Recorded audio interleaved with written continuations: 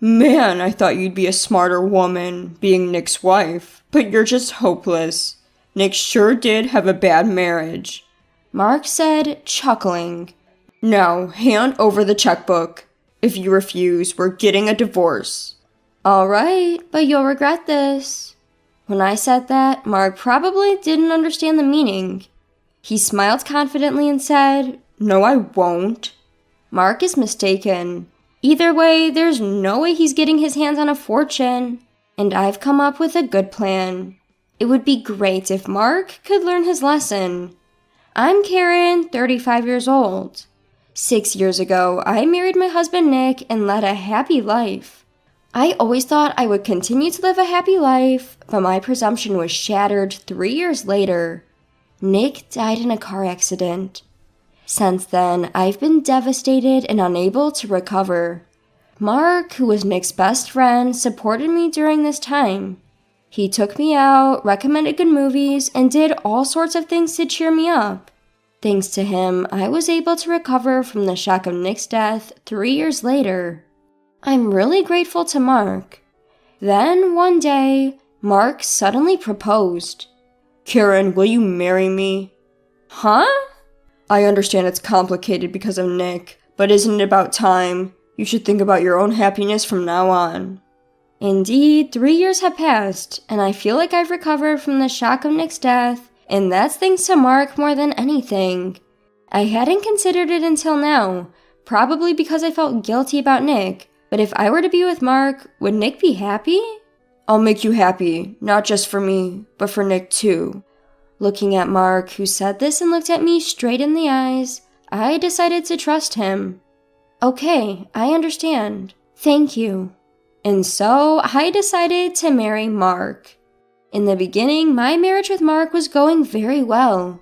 At Mark's request, I became a housewife and devoted myself to household chores. After work, Mark would always send a text asking, What's for dinner tonight? And rush home. Although it was my second marriage, my newlywed life was very happy. Mark often helped around the house on his days off, and there were no complaints. I was hoping that this happy life would continue, but the situation started to look grim after about 6 months. It was around 11 p.m. when Mark finally came home. Hey, aren't you late? I've always told you to let me know when you'll be late. There was a sudden invitation. What can I do? You could have just gone to bed first. You could have at least texted. I have to prepare dinner. It's not like it's a big deal. Stop nagging the moment I get home. He said that and went straight to the bathroom. His coming home late isn't just today. It's been happening lately all the time. Moreover, there's never any communication from him. Not even a phone call, let alone a text message. He says he's at a company social, but I wonder if he really has to attend. Even on his days off, he doesn't help around the house at all anymore. When I say to him, Mark, who's lounging around at home, Hey, you should at least help out around the house on your days off, he doesn't bother to respond, saying, Why do I have to tire myself out even on my days off? Isn't that your job? You're a homemaker, sort it out yourself. Among all these complaints, the one thing that is most troubling me now is our household finances. Our household budget is such that Mark gives me the remainder of his salary after taking his own allowance as living expenses. But recently, the amount he's been handing over is steadily decreasing. This month, too, the amount was significantly less, so when I said, Hey, the living expenses seem a bit low, Mark replied nonchalantly, maybe it's less because I deducted the amount I gave to my mother. How much did you give her? About $1,000. $1,000? I told you last month when you gave her $800 that it was too much. We don't have that kind of money to spare, you know. If you deduct your allowance from that, we won't have enough for living expenses. It can't be helped if she says she needs it. Make up for the shortfall with your savings or something. What do you mean by or something? Why don't you get a part-time job or something? You're always just lounging around at home. You should do some work. The reason I became a full-time homemaker was at Mark's request. I was taken aback by Mark's harsh words, but I realized I really needed to get a part-time job to make ends meet. I reluctantly started looking for a job. I found a part-time job that would only require me to work for a short period of time. and I got the job there. The part-time job allows me to return home in the evening, so it was convenient. One day, work ran a little late, and when I finally got home, the front door was unlocked. When I curiously looked at the entrance, I saw that Mark was already home. "Mark, you're already home?" I called out, and he turned around in surprise, hiding something at the same time. "Wait, what did you just hide?" Nothing. "Liar, you just hid something." I snatched something from Mark's hand and saw that it was my bank book. "Huh? What were you looking at? Stop it." He grinned and said, "You've saved up quite a bit, huh? I had no idea. You're always saying we're short on money." "That's not it. This is..." "Well then, all that money should be transferred to my mother's account." "Huh?" "It's not, huh? It's only natural to entrust such a large sum to my mother." "Why do I have to give your mother my money?" "The wife's money is the mother-in-law's money. Don't you even know that? Hurry up and hand over the bank book." "Absolutely not. This is my precious money." "Just hand it over." I ran away from Mark, who was trying to forcefully take my bank book, and locked myself in the bedroom. While Mark was pounding on the door, he shouted, "Hey, you really are a money-grubbing woman. Hurry up and hand over the bank book." Who's the real money grubber here? The bank book shows a balance of $300,000. It was supposed to be hidden deep in a drawer, yet Mark rummaged enough to find it, which disgusted me. This money is sacred. It must never be spent. "Man, I thought you'd be a smarter woman being Nick's wife, but you're just hopeless. Nick sure did have a bad marriage," said Mark, laughing. He can insult me all he wants, but he crossed the line when he insulted Nick, his best friend. That's when I realized I couldn't go on with this man. After some time, I heard the front door close. Mark seemed to have left. I exited the bedroom and confirmed that nobody was around. As I was pondering what to do next, all that came to my mind was divorcing Mark. If Nick saw me now, what would he say? With that thought, Nick's absence became overwhelmingly sad, and I started to cry. That's why this money must never be given to Mark. I put the bank book at once inside a locked suitcase. I waited for Mark to return, but he never did. Where could he have gone at such a time? Perhaps he gave up and went to drink. As the day turned into night without him returning, I ended up going to sleep. The next day, I woke up and Mark was still not home. I thought with a calmer mind than last night. There's no way I can continue to live like this. I don't want to hand over the bank book to Mark. He not only insulted me, but also Nick. I won't forgive him. For the time being, I packed only the necessary things. Right then, Mark returned home. "What? You're awake?" "Where were you?" "I went back to my parents' house. Just got back from the real estate agent." "Real estate agent?" "With your $300,000, I bought a new house for my mom. Of course, it's a new single-family home." "Huh?" "So hurry up and give me the bank book. If not, we're getting a divorce." "I understand." "Huh?" "It's a divorce, isn't it? I'm fine with it." "No, well..." Mark was taken aback. Did he think I'd hand over the bank book easily if he mentioned divorce? Okay, but you'll regret it. When I said that, Mark probably didn't understand the meaning of my words. He replied with a nonchalant smirk, "No way." Regardless, I went into the bedroom to get the luggage I had packed. Mark was mistaken. He probably thought that even if we divorced, he would get half of the property, about $15,000. But that was a mistake. Either way, there was no way Mark could get his hands on a large sum of money.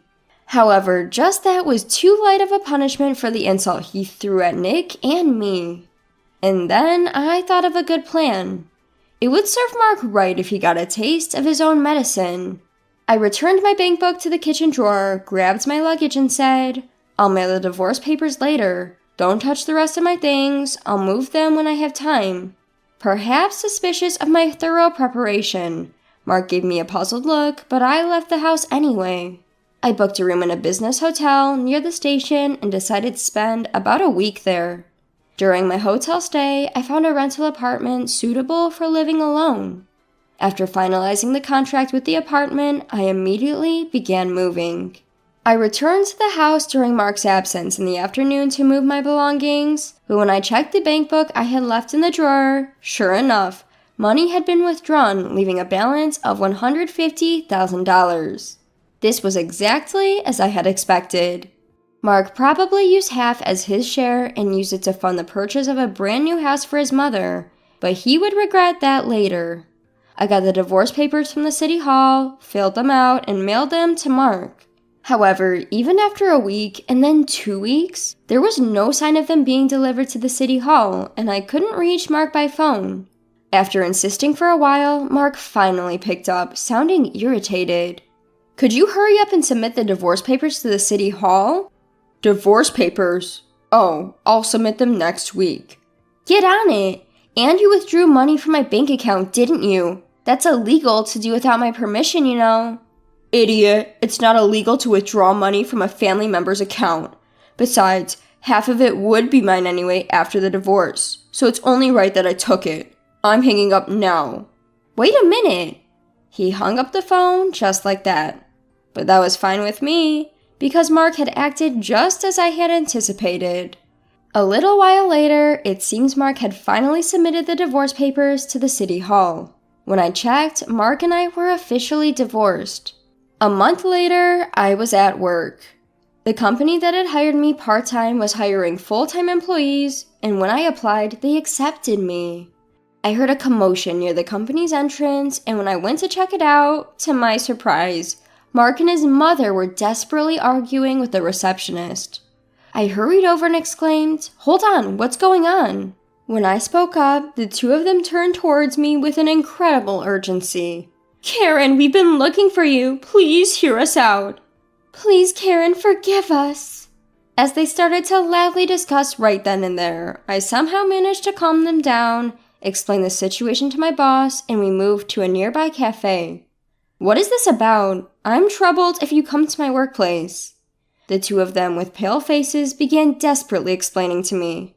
"About the money I withdrew from your account. Turns out it doesn't qualify for property division. That money is..." I let out a huge sigh of disbelief. "That's what I've been trying to tell you over and over again. That was my separate property. It was the life insurance payout when Nick passed away." "We didn't know. We're really sorry. We'll try to return the money somehow. Can you not make a big fuss about this?" "You're right. You wouldn't want to make a big deal out of this either, right? Let's settle this amicably." "Is that all you came to say?" As soon as I said that, their expressions became frantic. "Just that?" "I already know that. When you withdrew the money from the bank, how did you do it? Don't tell me you think I didn't notice."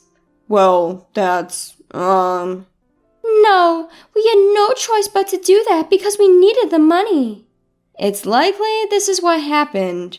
You can't withdraw $150,000 all at once from an ATM. It would take too long. So they probably wanted to withdraw it from the counter, but in large sums, a power of attorney from the person themselves is needed.